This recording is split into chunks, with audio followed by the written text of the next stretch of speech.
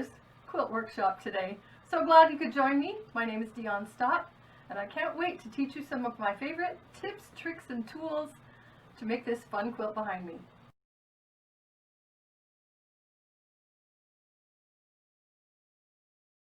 I am really excited about this quilt for a myriad of different reasons, and the first of which is the fabric itself. This was designed by Jody Nelson of Pleasant Home for Riley Blake Designs, and I'm a project designer for Riley Blake, and they'll often send me fabrics and then I have to come up with a project and make something out of the fabric and put it on social media for them. So the fabric reminds me of my great-grandmother, who would always wear aprons in the kitchen. She was a quilter herself for about 50 years in Star Valley, Wyoming, which is where the design for this came from. My friends and I were at a quilt show in Star Valley a few years back, and we came across this surprising quilt.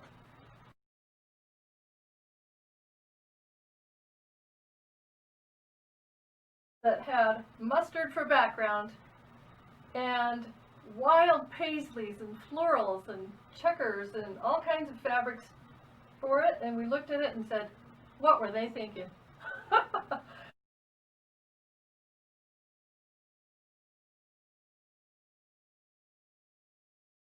And I looked at the construction of it. There was a seam down the middle of the block. There were wide seams in the corner, and I thought, there is a much easier way to make this. And then I had a quilt exchange with my guild sisters, and each of them made me a block, and we put it together. And yeah, it's a little surprising, but I kind of like it. I love the fact that it has open centers that allow for some creativity, and so we can do all kinds of centers in the block. Applique, this little design comes in the back of your pattern, and to make it a focal point. And here's a sample that has machine embroidery on it. Cute little witches, little holly hobby witches to go with her Halloween fabric. This was made by Cami Williams. She's a kind of a Halloween fiend, and I think it's darling with those little holly hobbies brewing up mischief in the middle of that quilt. So cute. I found some fabric that had seed packets. So these small little seed packets make a really great focal point in this line of fabric, Poppy Cotton by Gina Barney. And it also helped to reduce the size of the quilt, which brings me to another point. In your pattern, there are charts that you can make block sizes of many different sizes and many different size quilts. Make this personal however you want to make it. So on this one, because it's my grandmother's, I also wanted to do days of the week motifs that you'd often find on dish towels back in the day. And so that's where these little vintage patterns with applique and embroidery came from. I love it for the fact that we get to use a couple of my favorite instant block techniques to make 4 flying geese at the same time. We'll make 8 half square triangles at the same time. And this block, even though it looks a little bit complicated, goes together so quick. Here's a star. Here's a secondary star when you put it together in this way. And oh, my stars is something that my grandmother always used to say. In fact, my grandfather, it's recorded that he said, my stars, Marthy, this is good pie. So all of those things combine and make this one of my favorite blocks of all time. And I can't wait to show you some of those techniques.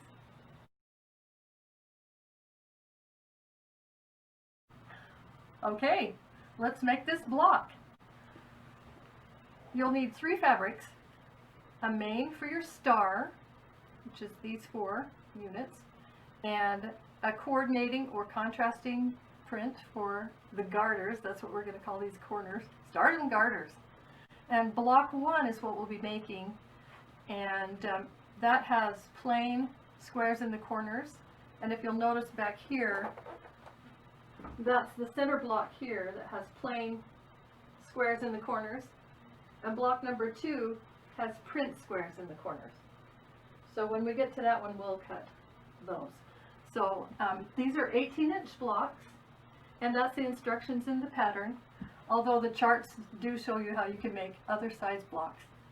And to make the 18-inch size blocks, you'll need, of the main print, you'll need 3.5 by 6.5 inch rectangles, 4 of them.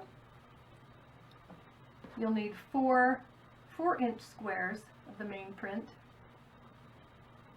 And of the coordinating or contrasting print, you'll need 1 8-inch square and 4 3.5-inch squares. And that will make this unit here on the side, on the corners. And then of the background, you'll need an 8-inch square, which also pairs up with this 8-inch coordinating print. We'll pair that right now and get back to that in a minute. You'll cut 1 7.25-inch square of the background, which will pair with our 4 main print squares to make flying geese. In fact, we'll use our instant blocks technique to make 4 no-waste flying geese. And I love this technique. This is one of my favorites. So we'll get to that in just a moment. You'll also cut a 6.5-inch square for the center, or cut it a little larger if you want to do some applique or some embroidery on that. And then you can trim it back to size to 6.5 inches after your applique or embroidery is complete. And then on block number 1, the final corners will be blanks, and so we'll cut 4 3.5-inch squares of background for the corners. So for our flying geese, take 1 7.25-inch background, and we'll place 2 of the 4-inch squares corner to corner.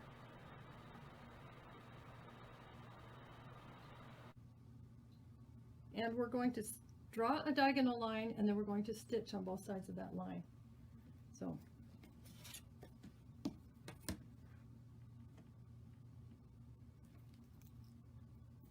draw a diagonal line through both of your pieces. And that becomes our cutting line as well when we finish this technique. And one of the first tricks I want to show you is how I like to reduce the bulk. See how that's overlapped quite a bit in the center? And I usually just eyeball it, but I want to make a cut from this V to this V right here. And so I've kind of drawn a line there, but I want to eliminate any bulk that I can from that intersection. It'll help my block lay flat. It will reduce the bulk out of that seam so that it's easier to sew across. So we'll just get rid of that little triangle there. Okay, and then we're going to pin those and take it to the sewing machine and stitch on both sides of that drawn line. Okay.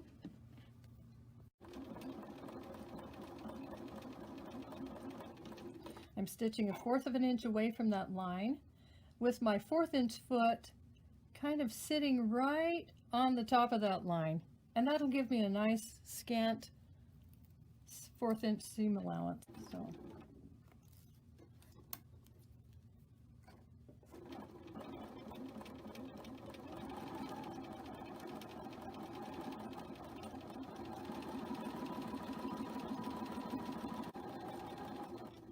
when you get to the end, and just flip it around, align the edge of the foot again with that drawn line, sit it right kind of on top of it, and then continue to the other side.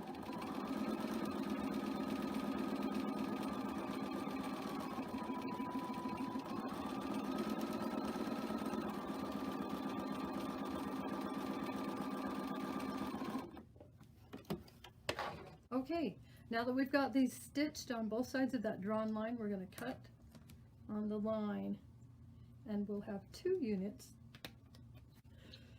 Use. All right, straight down the middle. Okay, and then you end up with something that looks like this, and we're going to press, no matter what color this background is, we're always going to press away from that. So we'll take that to the ironing board right now. And if you want the seam allowance to be underneath, then you put the dark on the top, seam allowance away from you, and press those away.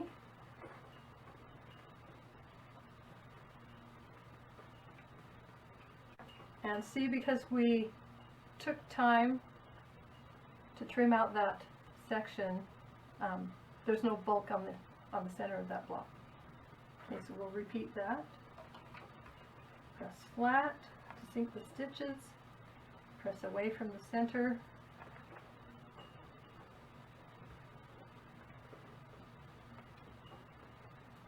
Okay, and by doing that, we've prepared this for the next step, which I've already taken a pencil and drawn a diagonal line here. So we'll repeat what we did on the other one. We'll stitch on both sides of this drawn line.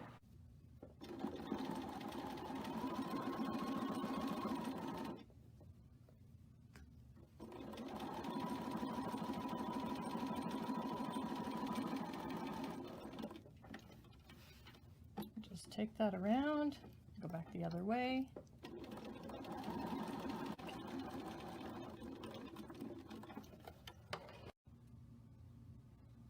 Okay, now we're ready to cut on that drawn line again, just like we did on the first step. Get that ready to press. Straight down the drawn line. Okay, and by doing that, we haven't wasted any fabric. We don't have any surprise little blocks hanging around. We've got 1, 2, 3, 4 flying geese. Now let's press those, and I like to press them flat first, and then open them up and get a nice press. Now I've built a fudge factor in. How many times have you made a flying goose and then you don't have enough fabric to make a seam allowance here between this tip and the edge of the fabric? The measurements for the 4-inch squares are rounded up just a little bit from the normal formula, I guess, so that you can always have success and always get the perfect seam allowance out of that flying goose. Get those pressed. All right, now we're ready to trim. This is a Creative Grids ruler, and it has some registration marks that come to a point at the 1/4-inch seam. So I really like using this to square up my flying geese, which will trim to 3.5 inches by 6.5 inches. And here's our fudge factor. Can you see that this intersection right here at 1/4 inch gave us the full seam, and we still had room to grow. So I'll trim that side, trim the other side. Not much to trim.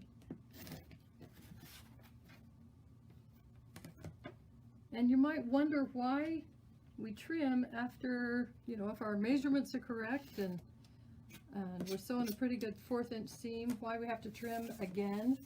Well, I sure love to do that, because then my blocks will all fit together without pulling and pushing and fudging.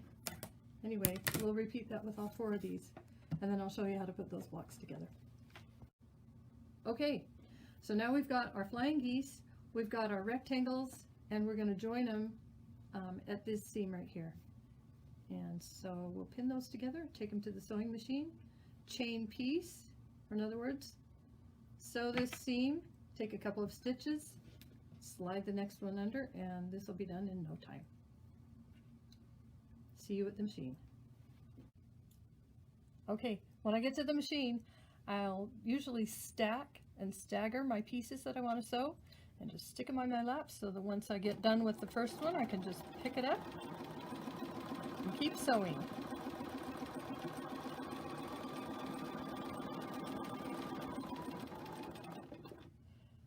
Take a couple of stitches, then start on the next one.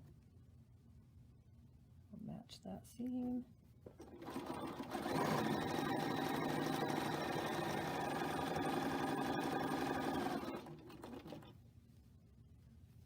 Slide the next one under.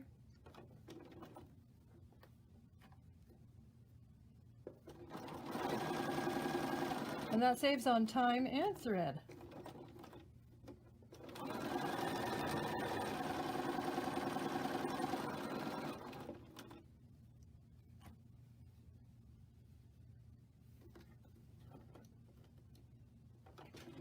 Stitches, keep going.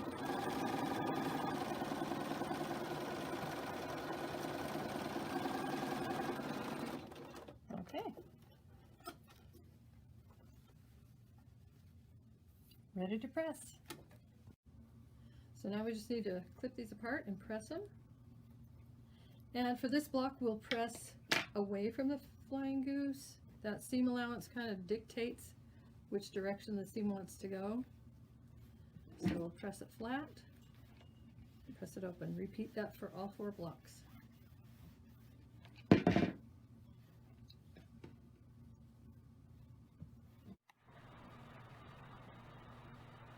Okay, and can you see how beautiful these points are right here? Ah, that's my happy place. I love pointy points. All right, now we're ready to lay out our star on a quilt block. I've got the center here, and then each of these flying geese units goes on each side of the center. Then we'll be ready to do our corner units, which are our garters. All right. Set that aside. Okay, now we'll take the complementary or contrasting color, the 8-inch square, along with the background 8-inch square. Lay them out. And we'll draw a diagonal line from point to point in an X on this block.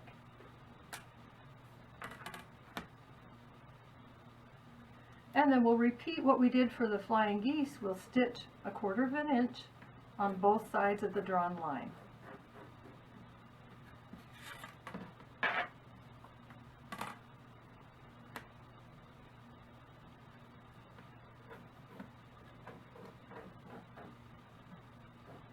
I don't want to pull or stretch the fabric underneath, so I'm keeping the ruler pretty tight and drawing a nice fine line. So we'll stitch on both sides of each drawn line, and then we'll meet back here to cut it apart and get 8 half square triangles out of it. Another instant block. Okay?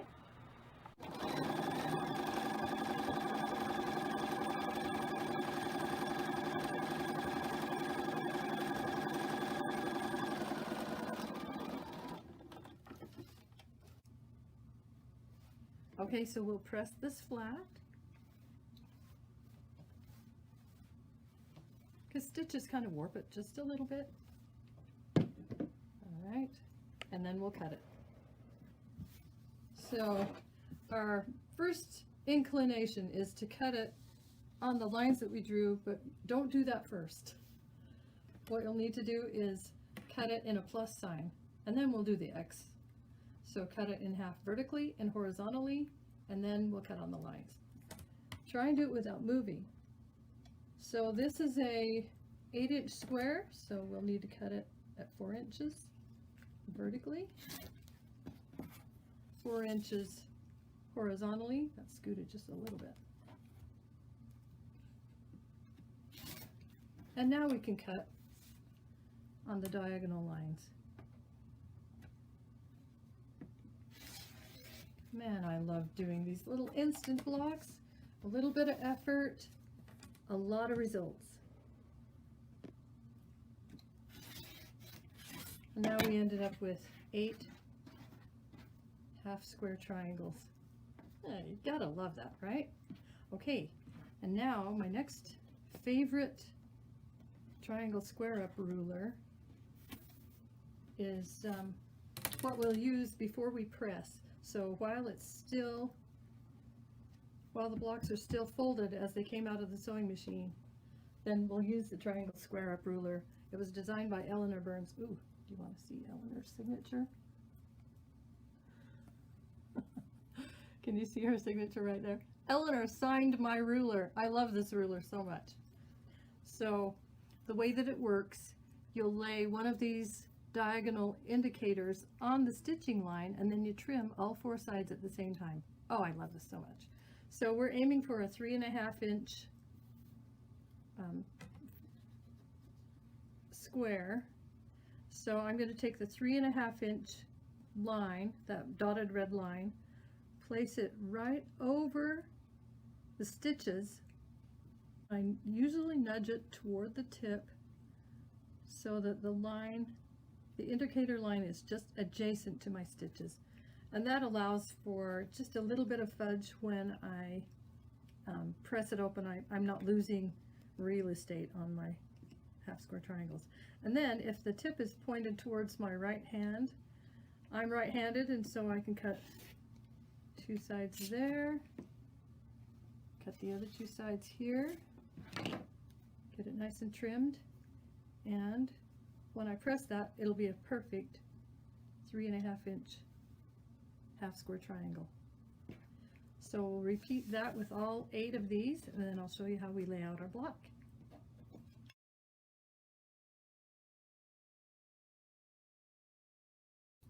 Okay, now we've got these all pressed, and now we can just clip off the little doggy ears, and we'll be ready to lay it out.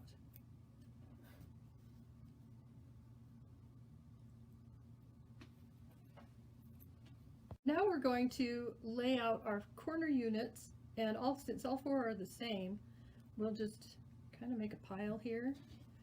The inside corner is the print. The outside corner is the background for this block, and then the half square triangles go on either side, just like this. So we'll stack these all together, and then I want to show you a fun tip so that you never get these blocks mixed up. And it's a technique that I use whether I'm making a block or whether I'm doing a whole quilt. I always use the same technique. So, okay, so 4 background squares, 4 3.5 inch print squares, and then 8, all the 8 half square triangles that we just made. Okay, so what I always do is I'll put the block in front of me, or quilt, or whatever, however I lay it out, and then I'll go in columns of 2. And since I have a 4 patch here, I'll always fold the right piece over the left piece, right piece over left of that first one, and then I'll pin it while it's down and put a pin in the upper right hand corner. Pin it while it's down, upper right hand corner. And the reason I do that is because I know that's the corner that goes in the sewing machine first. Okay, and then I'll stack it. So I start at the top, I take that set, stack it on top of the next one, and that's ready to go in the machine. And how many times have you picked up a set like this, you take it to the machine, and the wrong side gets sewn and your whole quilt is off kilter and you have to rip it out and start over? So this is hopefully will prevent that if I know, because my pin is in the upper right hand corner and it's on the upside. This is the top, that's the bottom. All right, and I'll repeat that with all 4 of these.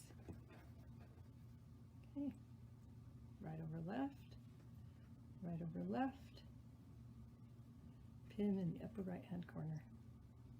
And then we'll chain piece just like we did before. Right over left. I find if I leave it down while I'm pinning, then I have better success at the blocks being in the right place when I get to them to stitch. Okay. Okay, here's my little stack of garters, and I've got them layered, so I'm just going to slip these on my lap and pull the top one off. Stitch it first, 1/4 inch seam.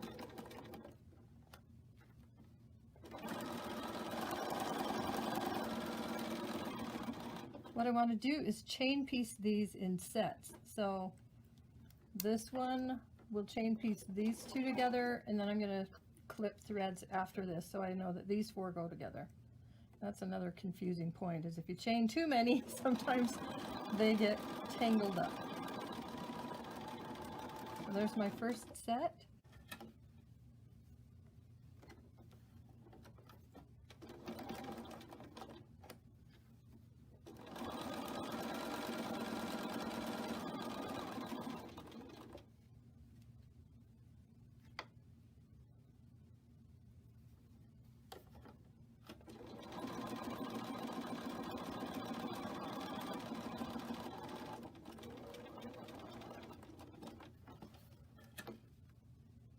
Okay, now we'll press these and sew that final seam together, then they'll be ready to lay out. Okay, I've got my sets sewn together. I'm going to press that seam to sink it, and then this is kind of counterintuitive. I want you to press toward the print. Okay, on the one side, and let's alternate the seam on this other side. And what this will do is to help nest the previous block over here, our star block. If we stitch these and press them a certain way, then they'll nestle. So this seam is going this way, this seam is going this way, and those will intersect right here. We'll pin that seam intersection first, and then sew each of these units together in a little 4-patch. Okay.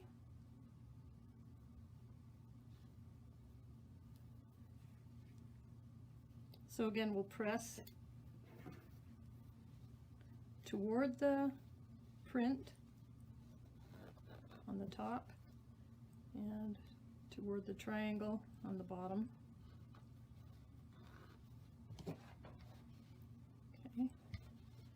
And that'll help us to alternate our seams, and everything will nestle beautifully. Okay.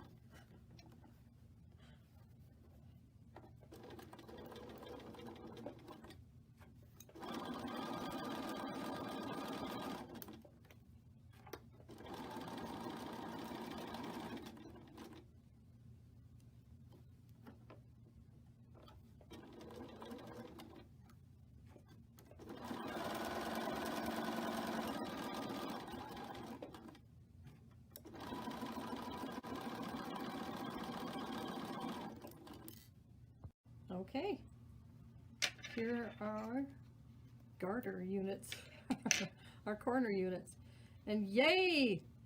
It's all laying flat. It looks like it's supposed to. Nothing moved in between picking them up and putting them through the sewing machine. Yep, there's 3 out of 4. Phew! Okay, and then on these, we're just going to press toward the background. That way, when we put it next to our other block, which is pressed the opposite way, then these will nestle as well. Nice. Okay.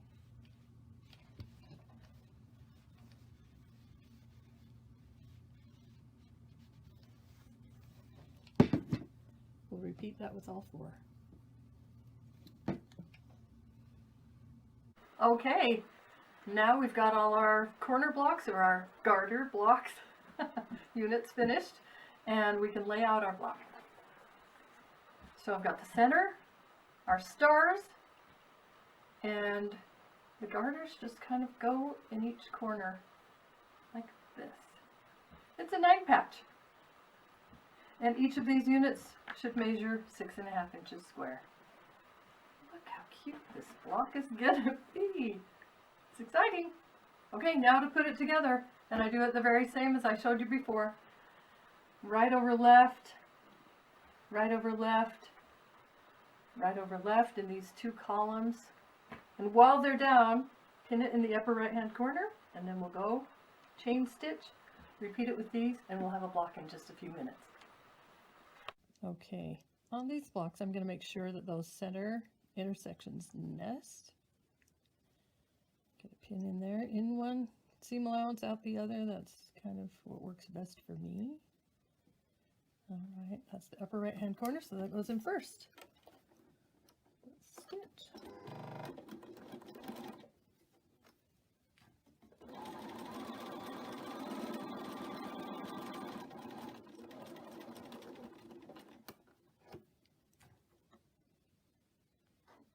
All right, and then we'll chain piece these.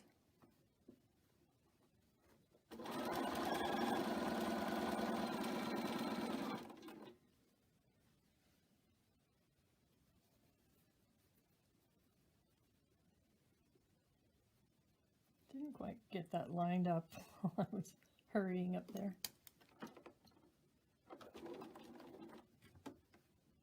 Okay.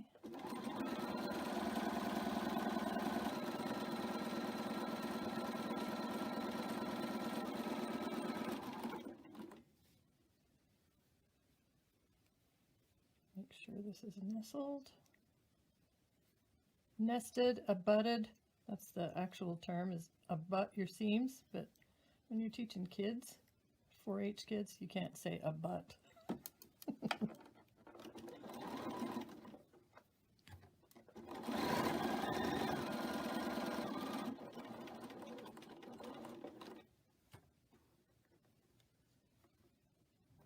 Okay.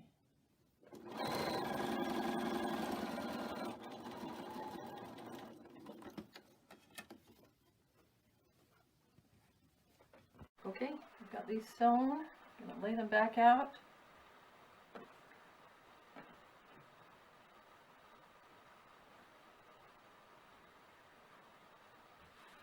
And we'll repeat the right over left, right over left, right over left. Get a pin in that upper right hand corner.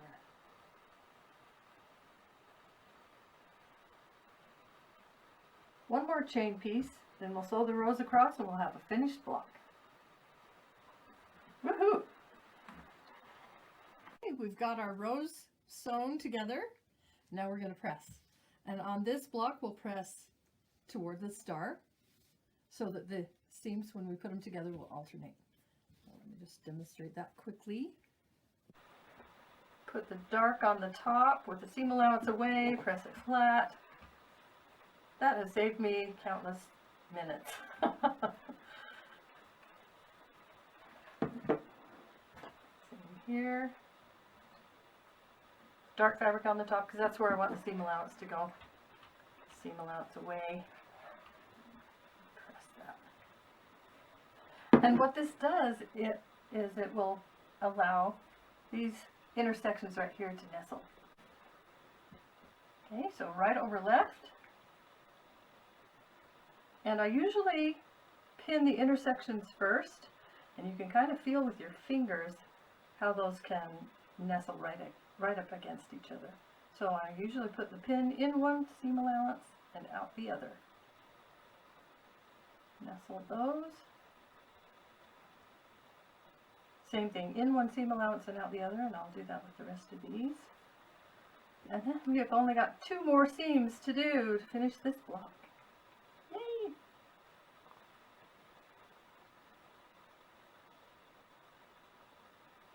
Okay.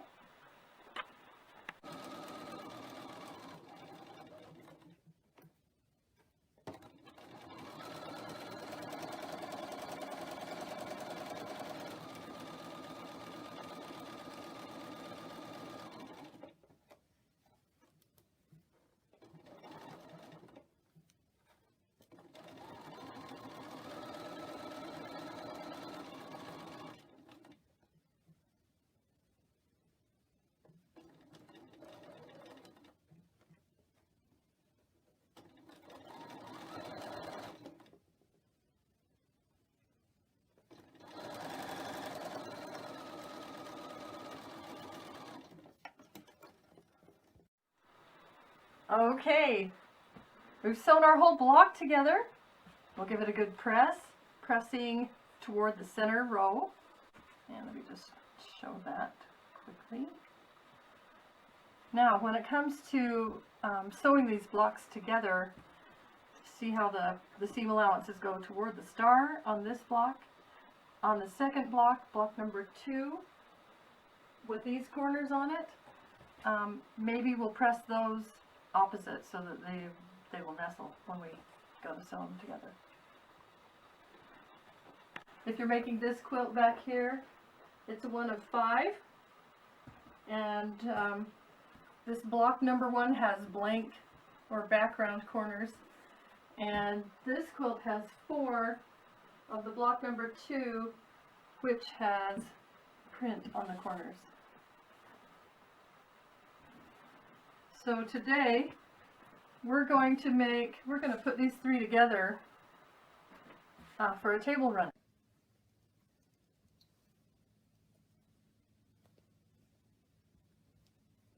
Now, if you get to an intersection that you want to nestle and they're both going the same direction, just move one of those seams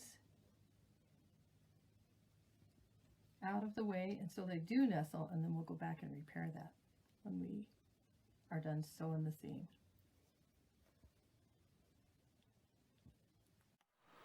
Okay, we've sewn these blocks together. This is going to make such a cute table runner. I can't wait.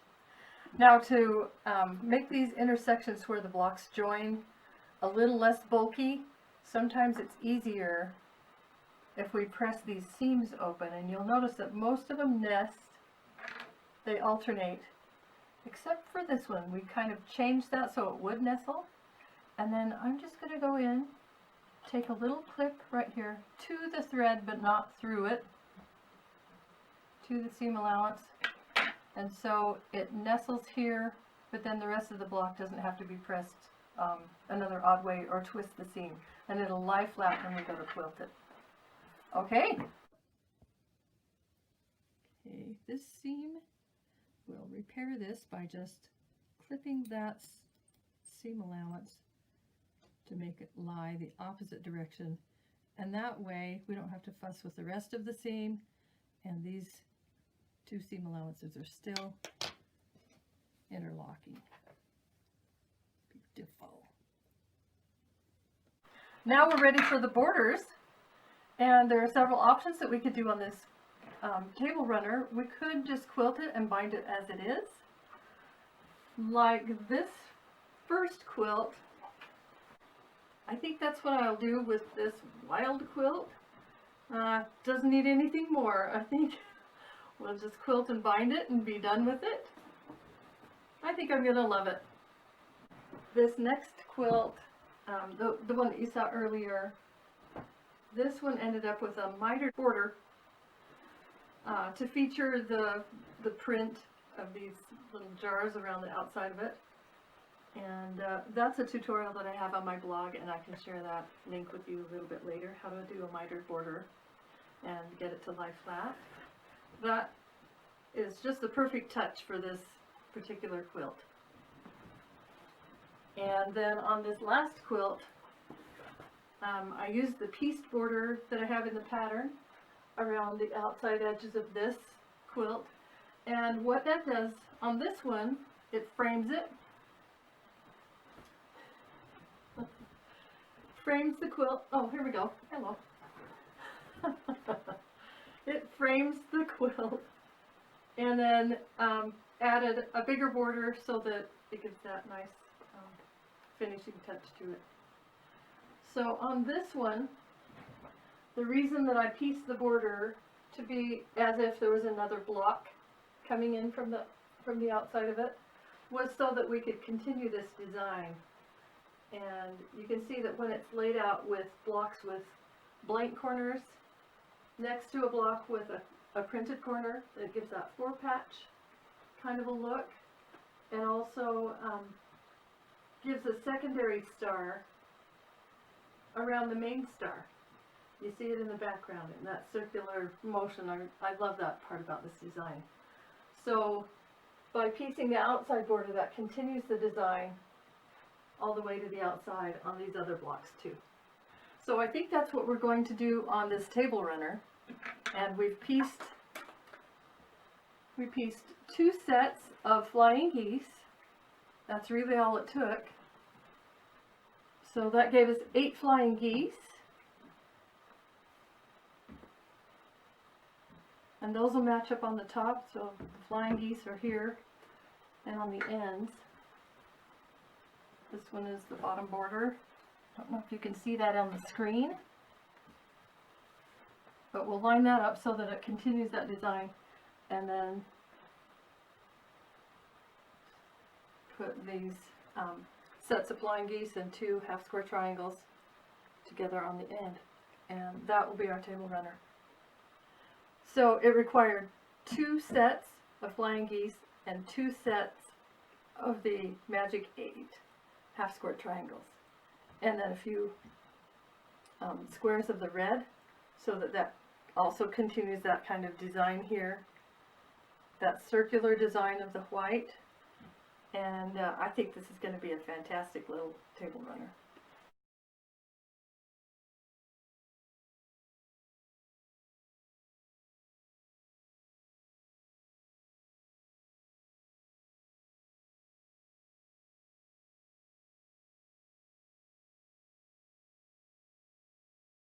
Oh my stars, we made it! We did it! I think Grandma would be proud. I think this is a beautiful project made with 3 blocks, and through camera magic it's already quilted, it's bound, it's ready to sit on the table or maybe at the bottom of the bed. Beautiful project.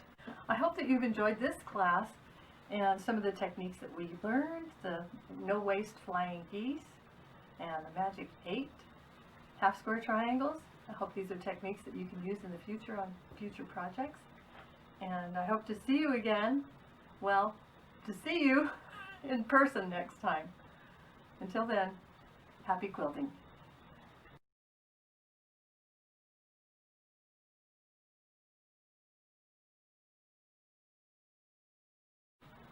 Here's how to make a pillow out of just 1 quilt block. And you can quilt it or not. And you'll need just 1 block plus half a yard of fabric or 2 fat quarters. This block is 15 inches wide, so I've trimmed my fat quarters down to be 15 inches wide by about 22 inches, however long a fat quarter is.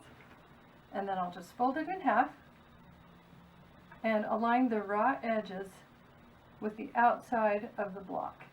Now, if you have a directional pillow, a design that has a top and a bottom, then you put the top on first. And repeat with the other fat quarter and align the raw edges together. And this creates about a 5-inch overlap with a little pocket in there. And we're going to pin all the way around, and then we'll stitch all the way around and turn it through that little flap. I'm using these corsage pins because my block is quilted, and so these go through a lot easier. I'll use a 1/4 inch seam allowance on the sewing machine, and this will be done in just a snap.